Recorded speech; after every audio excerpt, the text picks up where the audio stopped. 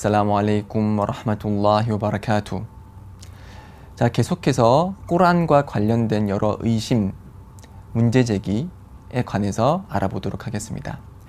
꾸란과 관련해서 요즘 들어서 많이 나오는 문제제기는 꾸란에서 언급하고 있는 전쟁 시의 상황, 어떻게 적들을 살해하고 그들과 어떤 식으로 대우하고 교류해야 되느냐, 전쟁 시의 규범에 대해서 이건 너무 잔인한 게 아니냐, 어떻게 성서라는 것이 이렇게 적을 살해하라고 명령할 수 있느냐, 이렇게 반박을 하곤 합니다. 자, 우선 꾸란에는 이런 전쟁에 관련한 여러 규범을 가지고 있는 것이 사실이고요. 특히 제2장 바까라장이나 제9장 타우바장에는 이러한 전쟁과 관련한 규범들이 자세히 상세히 나열되어 있습니다.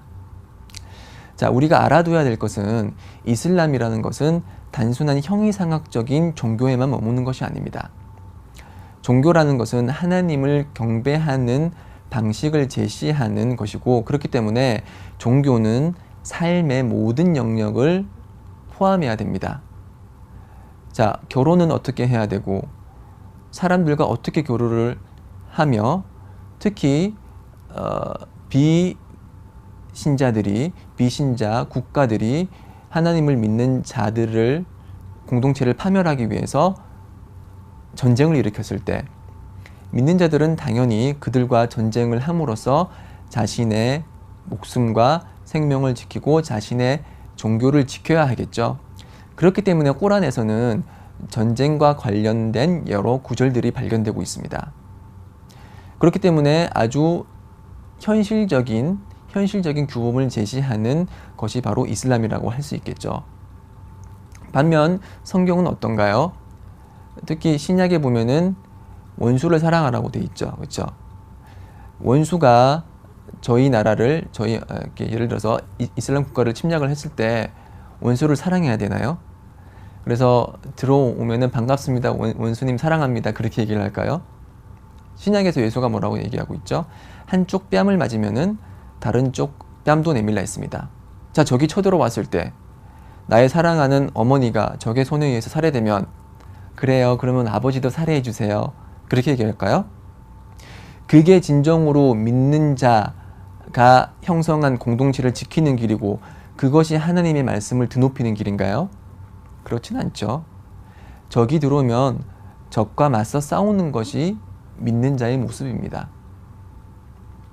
그렇기 때문에 이슬람에서는 예수 시절에 내려졌던 한쪽 뺨을 맞으면 한쪽 뺨을 내밀라 라는 것은 평화로운 상황 때, 그리고 전쟁이나 기타 상황에 의해서 목숨이 위협받는 상황이 아닐 때나 적용할 수 있는 그런 규정으로 보고 있고요. 실제로 전쟁이 발생할 때는 그렇지 않습니다. 전쟁이라는 게 뭐죠? 양 집단의 상대 집단의 파멸을 목적으로 일으키는 행위들을 말하는 것이죠. 그렇기 때문에 꾸란에서 얘기하고 있는 것처럼 전쟁이 발생했을 때는 상대 불신자에 대해서 아주 커다란 분투를 벌이면서 그들과 맞서 싸워야 되는 것입니다. 그렇기 때문에 이제 지하드라는 것은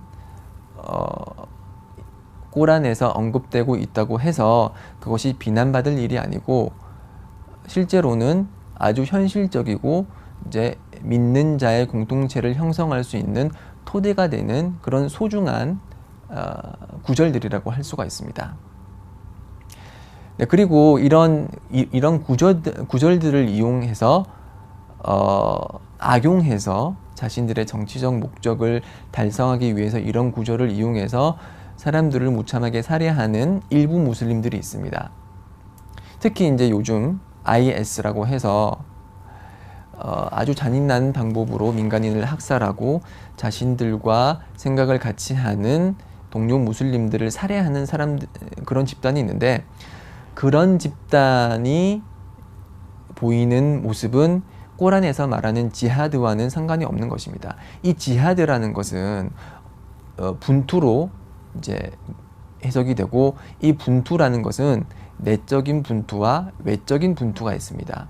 내적인 분투라는 것은 이제 자신의 욕망과 싸우고 자신의 마음속에 속삭이는 사탄과 싸움으로써 하나님을 경배하는 삶을 잘 이루어 가기 위한 자신의 내면의 분투를 뜻합니다. 그래서 이 내면의 분투는 외면의 물리적인 분투보다 더 커다란 분투라고 할 수 있는데요. 자, 이렇게 내면의 분투가 있고 외면의 분투는 이제 물리적인 분투, 즉 전쟁이 발생했을 때 적과 맞서 싸우는 이런 분투가 있는데, 이런 외적인 분투는 적과 싸운다고 해서 다 분투가 아닙니다. 이 분투가 성립되는 조건들이 있는데요. 이 조건들을 만족해야지만 하나님의 기쁨을 사고 천국에서 높은 위치에 있을 수 있습니다. 그 조건 중에 하나가 이 분투라는 것이 하나님의 말씀을 드높이기 위한 그런 목적을 가지고 달성돼야 됩니다. 그런 것이 아니라 정치적 목적이라든지 아니면은 세력을 얻기 위해서 무슬림들 내부 집단 간에 세력을 얻기 위한 그런 자의적인 그런 전투는 이슬람에서 지하드라고 하질 않습니다. IS가 이제 일으키는 그런 여러 가지 그런 잔악한 모습들, 그렇기 때문에 이슬람은 그들이 행하는 행위를 지하드라고 인정하지 않고 있습니다. 그리고 또 지하드가 성립이 되려면은 이슬람 국가 지도자의 동의와 허락이 있어야 됩니다. 이슬람 지도자가 판단하건대 이것은 지하드를 해야 될 상황이다라고 하면은 지하드를 명령하는 것이고, 그 지하드를 명령받은 사람들이 지하드, 외적인 물리적인 분투를 할 때만이 지하드가 인정되는 것이지, 개인의 판단이나 특정 단체의 그런 판단으로 전쟁 상황에 나가서 출장하는 것은 이슬람에서 지하드로 인정이 되지 않습니다. 그렇기 때문에 이러한 소위 말하는 IS가 일으키는 지하드는 이슬람에서 말하는 지하드가 아닙니다. 그들은 그들의 정치적 목적을 이용해서 자신들과의 목적이 맞지 않는 사람들을 살해하는 잔혹한 집단일 뿐입니다. 그리고 이슬람에서는 이렇게 지하드의 길을 열어놓았지만 아무런 그런 법칙 없이 지하드를 하라고 개인을 내버려 두진 않습니다. 이슬람에서 말하는 지하드를 나갔을 때 지켜야 될 원칙 여러 가지가 있는데요. 그 중에 하나는 노약자, 그리고 여성, 그리고 어린이를 살해하지 말라고 했습니다. 전쟁 중에서도 살해하지 말라고 했습니다. 그리고 경배 행위에만 몰두하는 타 종교인, 그리고 전쟁에는 전혀 관심이 없는 농부 등 그런 사람들은 전쟁에 참여해서 무슬림들과 전쟁을 벌일 의사가 없는 민간인이기 때문에 그런 민간인을 학살하는 것은 허락되지 않습니다. 그리고 적이라고 해도 적을 포로로 잡았을 때 그 적을 고문하거나 아니면 불로 태우는 화형은 절대 허락되지 않습니다. IS가 이제 화형을 함으로써 전 세계가 들끓었죠. 그런 화형은 이슬람에서 아주 강하게 비난받는 악행입니다. 그렇기 때문에 지하드에 참석한다고 하더라도 이러한 민간인 학살 금지, 고문 금지, 시체 훼손 금지, 화형 금지라는 이런 규정은 철저히 이슬람을 믿는 무슬림이 지켜야 하는 규정임에도 불구하고 IS는 이와 반대된 행위를 하고 있기 때문에 IS의 행위가 이슬람의 메시지라고 생각하시는 분이 있다면 지금부터 그 잘못된 편견을 바로잡으시기 바랍니다. 자, 결론을 내리자면은 지하드는 삶의 전 영역을 다루는 이슬람이기 때문에 당연히 전쟁 시 발생하는 여러 규범에 대해서 규정을 내리는 차원에서 내려진 그런 지하드 관련 구절이기 때문에 그것은 극히 자연스러운 일이고, 그리고 지하드를 할 때는 여러 세부적인 규정과 조건이 있는 것이고, IS가 일으키는 그런 잔혹한 학살은 이슬람에서 말한 지하드와는 관련이 없는 일이다. 이렇게 요약을 드릴 수가 있겠고요. 이제 마지막으로 이제 어떤 일부 기독교 유명한 목사님들이 하는 주장은 아랍어 문법이 933년에 확증이 됐고 그때 꾸란의 독법과 서법이 완성되었기 때문에 봐라, 그 당시 계시된 623년에 완성이 된 그런 꾸란은 300년 후에나 아랍어 문법이 완성됐기 때문에 꾸란에 있는 그런 문법은 올바른 문법이 아니고, 그렇기 때문에 하나님의 성서라고 할 수가 없고 그 안에 있는 내용은 믿기가 힘들다. 이렇게 주장을 합니다. 아마도 이 933년에 문법이 완성되었다는 주장은 아마 정수일 씨가 적은 이슬람 문명사라는 책에 기재되어 있기 때문에 그 책을 원천 삼아서 그대로 옮긴 것 같은데 933년이라는 것은 주장을 받아들이기 힘듭니다. 왜냐하면 700년 후반에 벌써 바스라파와 쿠파파가 있어서 아랍어 문법을 활발히 논의하고 있었고 그때 이미 문법은 다 확립이 됐었죠. 기본적인 것들은 다 확립이 되어 있었고 그 당시 또 그 시바웨이라는 이슬람의 위대한 문법 학자가 있었기 때문에 933년 훨씬 이전에 이슬람 문법이 아랍어 문법이 완성되었다고 할 수가 있고요. 그리고 문법이 완성되기 이전이라고 하더라도 사람들은 언어를 구사하면서 기본적인 패턴에 맞게 구사를 하기 때문에 언어를 구사하기 때문에 문법이 없었다고 해서 그 구사하는 언어의 내용과 논리가 틀렸다고 말할 수는 없는 것이죠. 예를 들어서 한국의 학교 문법이 최초로 통일된 게 언제죠? 1963년입니다. 그러면 1963년 이전에 그 세종대왕이 한글을 창시한 그 이후부터 1963년까지 저술된 한글 책들과 그런 문학 서적과 그런 여러 가지 한글 작품들이 그 내용이 엉터리고 그 문법이 다 틀렸다고 얘기할 수 있을까요? 그렇지 않습니다. 만약에 933년에 문법이 완성되기 이전의 꼬란이기 때문에 그 아랍어 문법이 틀렸다고 그리고 그 내용이 틀렸다고 한다면 자, 아랍어 성경을 한번 보시죠. 아랍어 성경은 933년 훨씬 이전에 기록됐죠. 예수가 왔던 시절이기 때문에 뭐 정확한 연도는 제가 잘 모르겠지만 뭐 넉넉 잡아서 100년, 200년에 기록된 그런 아랍어 성경은 그러면은 아랍어 문법적으로 옳지 않은 내용을 담고 있을까요? 그렇기 때문에 아랍어 성경은 믿어서는 안 되는 것인가요? 그렇진 않죠.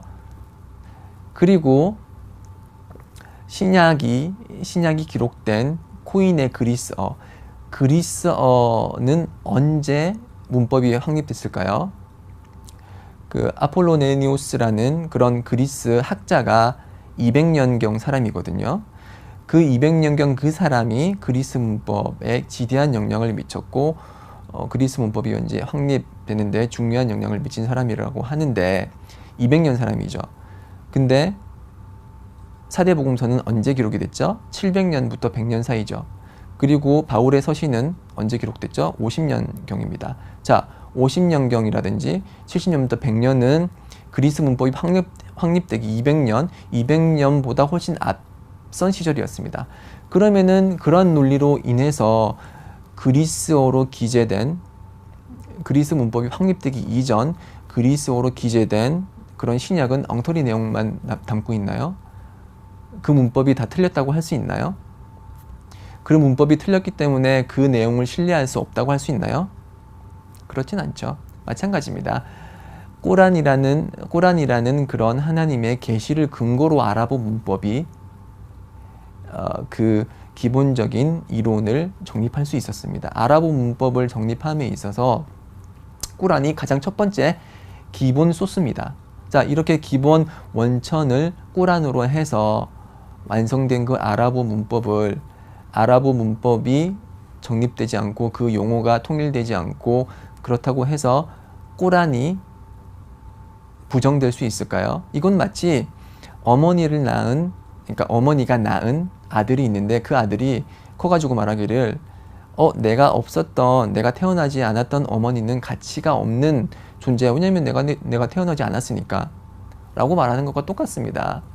아랍어를 기초로 형성된 아랍어 문법이 그 문법이라는 존재가 그것의 원천이 되는 꼬란보다 후에 있다고 해서 그 이전에 있었던 꼬란이 그 가치를 잃는 것은 아닌 것이죠. 한 번 더 말씀드리지만 언어라는 것은 문법 용어가 통일되고 문법의 여러 가지 법칙이 성립되기 이전에도 사람들은 일반적인 그런 법칙에 의해서 언어를 구사하고 있었고 그 구사된 언어에는 논리가 있고 문법이 있고 그 상대방을 설득할 만한 그런 논리가 들어있는 것입니다. 그렇기 때문에 아랍어가 게시되기 이전, 꾸란이 게시되기 이전에도 여러 신문학이 아랍 신문학이 발달했는데 그 신문학은 지금까지도 계속 전승되어 오고 있고 그 신문학의 그런 문법적인 우월성 그리고 문법적인 우월성과 정확성은 아랍 학자들 사이에 잘 알려진 내용입니다. 아랍 문법이 없었던 그런 이슬람 이전의 신문학이지만은 그 신문학이 가지고 있는 문법적인 정확성과 그런 수사학적인 탁월성은 문법을 공부하고 아랍어를 공부하는 사람들에게 널리 알려진 사실입니다. 네, 결론을 말씀드리자면은 아랍어 문법이 체계화되기 이전의 꾸란이지만은 그 꾸란은 아랍어 문법과는 별개의 내용이면 별개의 사안이고 문법이 체계화되지 않았다고 해서 그 안에 있는 하나님의 메시지와 그런 논리와 그런 수사학적인 아름다움은 아랍어 문법과는 상관이 없다. 그것은 우리 한국어도 마찬가지고 그리스어 신약의 그런 기초 그 기록 언어였던 그리스어도 마찬가지다라고 정리를 할 수 있겠습니다. 자, 여기까지가 제가 준비한 내용이고요. 제가 드린 내용이 꾸란을 이해하는데 도움이 많이 됐으면 좋겠습니다. 하나님 이외에는 경배받을 존재가 없고 무함마드가 그분의 마지막 사도임을 증언하면서 저는 이만 물러가겠습니다. 좋은 하루 되시고요. 살라무 알레이쿰 와 라흐마툴라히 와 바라카투.